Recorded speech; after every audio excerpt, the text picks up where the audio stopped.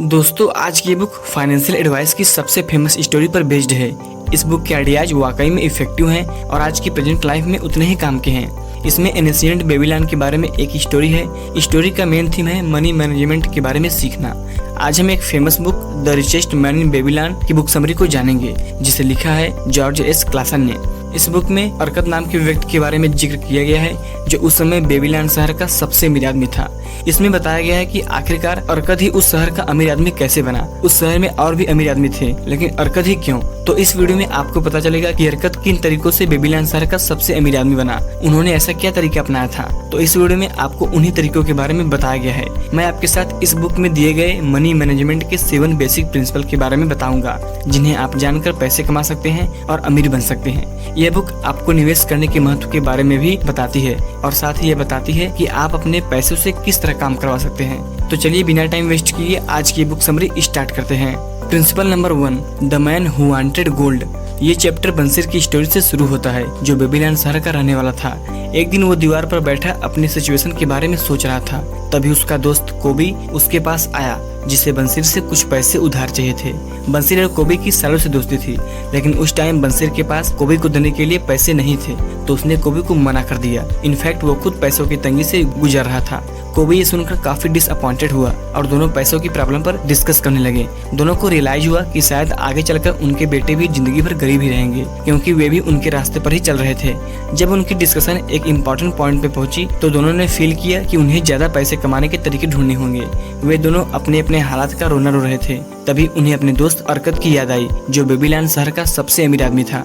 दोनों ने डिसाइड किया कि चलकर अपने दोस्त से मदद ली जाए। दोनों उसके पास गए और उसे अपनी प्रॉब्लम बताई, तो अर्कत ने उन्हें लॉ ऑफ कैपिटल मेकिंग के बारे में बताया। पास में अच्छा खासा पैसा होने से इंसान अपने लिए हर तरह की खुशी और एंजॉयमेंट खरीद सकता है। अलग अलग लोगों की जरूरतें भी अलग अलग होती हैं, जिसके चलते अक्सर कई लोगों को कैश की दिक्कत रहती है और कई बार वे अपने बिल्स भी टाइम से नहीं भर पाते। अगर आप भी अच्छा खासा पैसा जोड़ना चाहते हैं, तो बेटर होगा कि कम खर्चा करना सीख लो। पास्ट के दुखों पर पछताने की बजाय पैसा और टाइम दोनों सोच समझ कर ही खर्च करें। एक सिंपल सी अप्रोच है कि पैसा सेविंग से इकट्ठा किया जा सकता है और कुछ सिंपल रूल्स फॉलो करने से आप अपना पैसा दुगना तिगना कर सकते हैं। हमें बस इन प्रिंसिपल पर चलना होगा और थोड़ा एफर्ट करेंगे तो जरूर बहुत सारा पैसा कमा सकते हैं। Principle number 2, richest man in Babylon. जब बंसिर और कोबी अर्कत से मिले, तो उन्होंने उससे पूछा कि तुम्हारी इतनी अच्छी किस्मत कैसे है कि तुम अमीर हो। अर्कत भी उनके जैसा ही था, उसने भी उतनी ही पढ़ाई की थी और कभी वो भी उनकी तरह ही गरीब था। उन दोनों ने शायद अर्कत से ज्यादा ही मेहनत की होगी, पर फिर भी अर्कत ज्यादा पैसे वाला था। इस सवाल के जवाब में अर्कत ने बताया कि एक बार उसने एक बहुत अमीर आदमी अल्गमिस के यहाँ नौकरी की थी। बदले में उसने उस अमीर आदमी से उसकी दौलत का राज पूछा था, तो उस अमीर आदमी ने उसे लॉज ऑफ मेकिंग कैपिटल के बारे में बताया था, जो उसने खुद अपनी लाइफ में अप्लाई किए थे। अर्कत ने भी वही लॉज फॉलो करने शुरू किए और देखते ही देखते वो भी अमीर बन गया। पैसे के बारे में अर्कत ने जो सीखा था, वो बंसिर और कोबी को भी बताया। अर्कत ने बताया कि मनी सेविंग का फर्स्ट और सबसे बेसिक तरीका ये है कि अपनी अर्निंग का 10% अलग रख दे और जो 19% बचता है उसमें अपने खर्चे पूरे करने की कोशिश करें। और अगर आप इस बचे हुए 90% से भी बचा सकते हैं तो और भी बढ़िया है। खूब सारा पैसा जमा करना है तो 2 ऐसे मोस्ट इम्पोर्टेंट तरीके हैं जो आपको अप्लाई करने होंगे। पहला है टाइम और दूसरा है स्टडी। जब हम टाइम की बात करते हैं तो ये सबके पास होता है, मगर मुसीबत तो ये है कि कुछ लोग अमीर होने के बजाय गरीब बनने के लिए इस टाइम का यूज करते हैं। वे खुद को इतनी सारी एक्टिविटीज में एंगेज कर लेते हैं कि मनी मेकिंग लॉज के लिए उनके पास टाइम ही नहीं बचता। जब आप खुद को इतनी सारी एक्टिविटीज में बिजी करते हैं तो आपका टाइम तो पास हो जाता है, मगर इससे पैसे नहीं आते। वहीं दूसरी ओर जब स्टडी और रिसर्च की बात आती है, तो ऐसे 2 टाइप की लेसन्स हैं जो उन लोगों के काम आ सकती है जो पैसे कमाना चाहते हैं। पहली तो एक स्पेसिफिक सब्जेक्ट के बारे में है और दूसरी ये है कि इसे कैसे ढूंढें, जो कि ज्यादातर लोगों को पता ही नहीं होता। ये दोनों टाइप की लर्निंग वैल्यूएबल भी हैं और यूजफुल भी हैं। नीचे कुछ बेसिक प्रिंसिपल दिए गए हैं जो पैसा बनाने के लिए बड़े काम की चीज है। जो भी आप कमाएं उस पैसे में से कम में गुजारा करने की आदत डालें। अपनी अर्निंग का 10% खुद को पे करना आपके फ्यूचर में काफी हेल्प करेगा। एक्चुअल में ये पैसे जोड़ने का बड़ा बेनिफिशियल तरीका है। लाइफ में असली चेंज तो तब आएगा जब हर मंथ के शुरू में आप सबसे पहले खुद को पे करेंगे। हमेशा आप उनकी एडवाइस ले जो इस मामले में आपसे बेस्ट हैं और एक अच्छी सी इन्वेस्टमेंट कंपनी खोजकर उसमें केयरफुली इन्वेस्ट करते रहें। Principle number 3, meet the goddess of good luck. जो लोग सही अपॉर्चुनिटीज को एक्सेप्ट करते हैं, गुड लक उन्हीं का दरवाजा खटखटाती है। गुड लक एक ऐसी चीज है जो हर कोई अपने लिए चाहता है। हमें अपनी लाइफ में, बिजनेस में या किसी भी काम में गुड लक की जरूरत पड़ती है, लेकिन बहुत से लोगों को लगता है कि गुड लक भगवान की दी हुई चीज होती है। लेकिन असल में गुड लक और कुछ नहीं बल्कि एक अपॉर्चुनिटीज है जो हमें लाइफ में मिलती है, जिससे हम अपना टाइम और लक दोनों ही बदल सकते हैं। अब भला ऐसा कौन होगा जिसे अपने बिजनेस या करियर में गुड लक नहीं चाहिए, मगर बदकिस्मती से बहुत लोग अपनी टाल मटोल करने की आदत के चलते लाइफ में मिली अपॉर्चुनिटीज का फुल एडवांटेज नहीं ले पाते। जो भी अपॉर्चुनिटीज हमें मिले, हमें उसका पूरा एडवांटेज लेना चाहिए। इंसान में इतनी एबिलिटी हो कि वो किसी भी तरह के बिजनेस प्रपोजल को समझ सके। गुड लक अट्रैक्ट करने का ये एक स्ट्रॉन्ग और इफेक्टिव तरीका है जो खाली हाथ पर हाथ रखने से बेटर है। कुछ लोग वेट करते रहते हैं कि जैसे हर चीज खुद ब खुद उनके सामने आ जाएगी, मगर ऐसा तो होने से रहा, क्योंकि आपको अपना गुड लक खुद क्रिएट करना पड़ेगा और ये एक मेहनत का काम होगा। इसलिए लाइफ में मिली हर अपॉर्चुनिटीज यानी अवसर को जाने मत दो, बल्कि उसका सही इस्तेमाल करके आप अपने लक को गुड लक बना सकते हैं। ये मौका एक ही बार मिलता है, इसलिए इसे कभी मत खोना। Chapter number 4, the gold lender of Babylon. ये स्टोरी एक स्पीयर मेकर यानी भाला बनाने वाले की है, जिसे राजा से 50 पीस गोल्ड गिफ्ट मिलता है। उसे बढ़िया क्वालिटी के भाले बनाने होते हैं, तो स्पीयर मेकर रोदान एक साहूकार के पास जाता है जिसका नाम था दास। रोदान दास से मॉनेटरी एडवाइस लेना चाहता था, क्योंकि उसे इस बारे में कोई खास आइडिया नहीं था, और साथ ही उसने ये भी बताया कि उसकी बड़ी बहन अपने हस्बैंड समीर के लिए कुछ पैसे चाहती थी, जिससे वो एक सौदागर यानी व्यापारी बन सके। रोदान की बात सुनकर दास उससे कहता है कि वो उसे 2 डिफरेंट स्टोरी सुनाएगा, जिसे सुनकर शायद वो कोई बेटर डिसीजन ले सके। अपने फ्रेंड की हेल्प करना कॉमन बात है, लेकिन अगर आप हेल्प कर रहे हो तो कुछ इस तरीके से करें कि उन्हें कोई एहसास ना हो। जैसे एग्जाम्पल के लिए दास रोदान को एक फार्मर की स्टोरी सुनाता है जिसे एनिमल्स की लैंग्वेज आती थी। एक दिन शाम के वक्त वो किसान अपने स्टेबल के सामने से गुजर रहा था, तो उसने बैल को गधे से बोलते हुए सुना। बैल ने गधे से कहा, मेरा काम तुम्हारे काम से ज्यादा मुश्किल है, क्योंकि मुझे पूरा खेत जोतना होता है, जबकि तुम सिर्फ किसान को अपनी सवारी कराते हो। बैल की बात सुनकर गधे ने कहा कि तुम कल बीमार होने का नाटक करना, फिर तुम्हारा काम मैं कर दूंगा। दूसरे दिन प्लान के हिसाब से बैल बीमार हो गया, तो किसान ने उसके बदले गधे को खेत जोतने के काम में लगा दिया। शाम को बैल ने गधे का शुक्रिया अदा किया कि उसने उसकी इतनी मदद की कि उसे रेस्ट करने का मौका दिया। ये बैल और गधे की 2 फ्रेंडशिप की स्टोरी थी जो दास ने रोदान को सुनाई। अब दूसरी स्टोरी इस तरह है। एक बार दास ने रोदान से पूछा कि क्या इसे 2 सेंस में लोन माना जाएगा, यानी अगर लोन लेने वाला इंसान उसे पूरा ना कर सके तो। दास ने खुद ही अपने सवाल का जवाब भी दिया। उसने कहा कि 3 टाइप के उधारकर्ता होते हैं। फर्स्ट टाइप के वे जो अपनी कैपेसिटी से ज्यादा लोन लेते हैं। सेकेंड टाइप के वे जो अपनी कैपेसिटी के हिसाब से लोन लेते हैं और उसे रिटर्न भी आराम से कर देते हैं। और थर्ड टाइप के वे होते हैं जिनके पास ना कोई प्रॉपर्टी होती है और ना ही किसी तरह की पक्की इनकम का सोर्स। ये लोग लोन तो ले लेते हैं मगर कभी रिटर्न नहीं कर पाते। तो इन थर्ड टाइप के लोगों को कभी भी लोन नहीं देना चाहिए।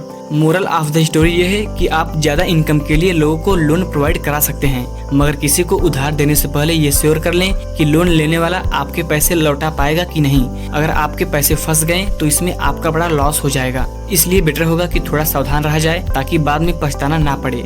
हमेशा अपनी सिक्योरिटी का ध्यान पहले रखें। इन दोनों स्टोरी से हमें ये 2 सीख मिलती है। पहली सीख ये मिली कि दूसरों का बोझा अपने सर ना ढोएं, और दूसरी सीख ये कि अपनी इनकम इंक्रीज करने के लिए लोन या पैसे देना एक बढ़िया आइडिया हो सकता है, लेकिन पॉइंटलेस प्लेजर यानी बेमतलब के लिए पैसे उधार देने से आपका लॉस भी हो सकता है।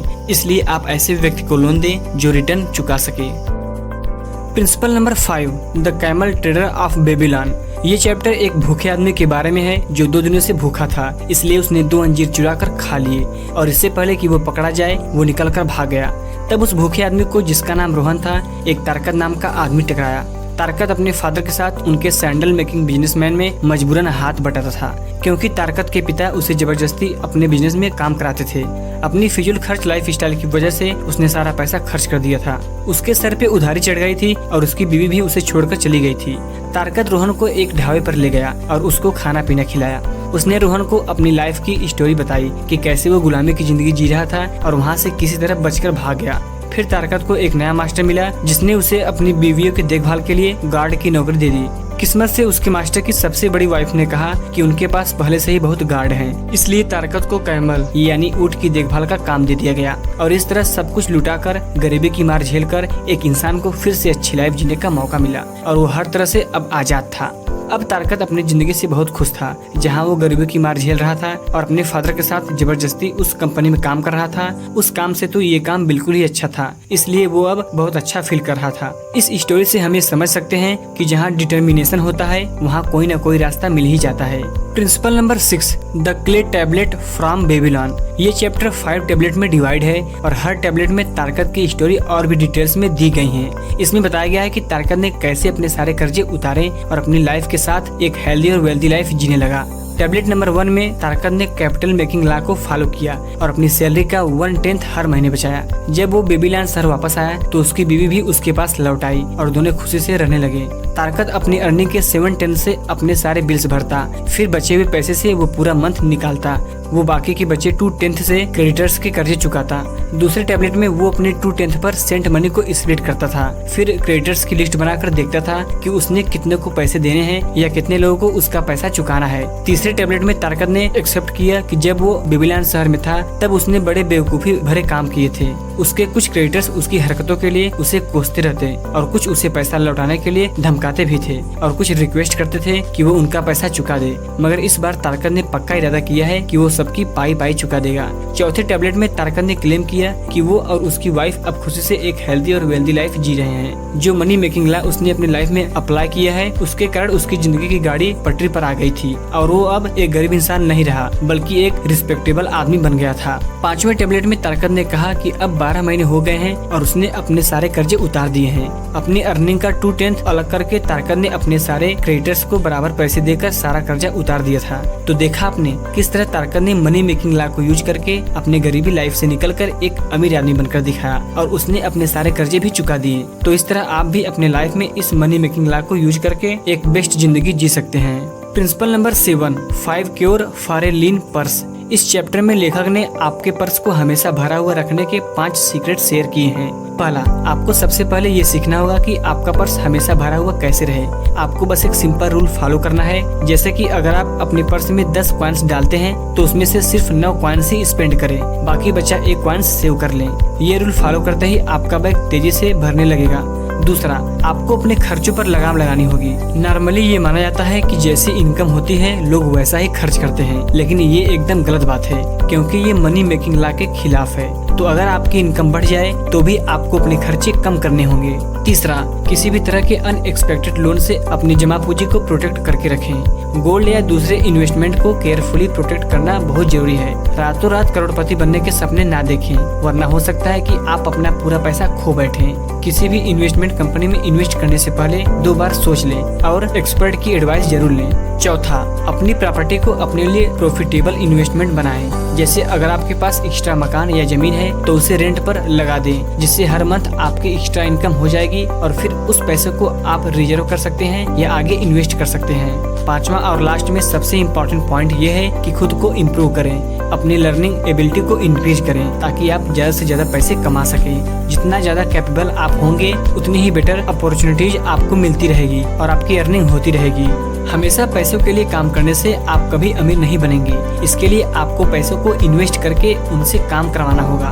पैसे इन्वेस्ट करने के लिए सबसे पहले आप अपनी कमाई का 10% हिस्सा सेव करिए, फिर आप अपने खर्चे को कम कीजिए और अपना समय, दिमाग और पैसा किसी ऐसी जगह पर लगाइए जहां बिना काम किए पैसे कमा सकते हैं। इस तरह आप अर्कत की तरह एक अमीर इंसान बन सकते हैं। अगर आप किसी बेकार की चीज को खरीदने के लिए उधार ले रहे हैं या लोन ले रहे हैं तो संभल जाइए। अगर आपको सच में उस चीज की जरूरत है तो उसे खरीदने के लिए पैसे बचाइए और अपने खर्चों को कम कीजिए। फाइनली, अगर आप चाहते हो कि आप हमेशा पैसों के लिए काम न करो तो आप अपने पैसों को इन्वेस्ट कीजिए, तब आपका पैसा आपके लिए काम करेगा। दोस्तों, आज की वीडियो में बस इतना ही। उम्मीद है कि आपको ये वीडियो अच्छे से समझ आया होगा। अगर ये वीडियो आपको अच्छा लगा हो तो एक लाइक करना मत भूलिएगा। हमने अपने चैनल विकास रीडर पर ऐसे ही फाइनेंस और best book summary video upload कर दी है। अगर आपने अभी तक उन सब वीडियो को नहीं देखा तो अभी जाइए और उन सब वीडियो से और भी ज़्यादा नॉलेज गेन करिए। अगर आपने हमारे चैनल को अभी तक सब्सक्राइब नहीं किया है तो प्लीज़ चैनल को सब्सक्राइब कर लीजिए और साथ ही बेल आइकन प्रेस कर लेना। मिलते हैं ऐसी ही फाइनेंस और helpful best book summary video लेकर। तब तक देखते रहिए विकास रीडर। जय हिंद।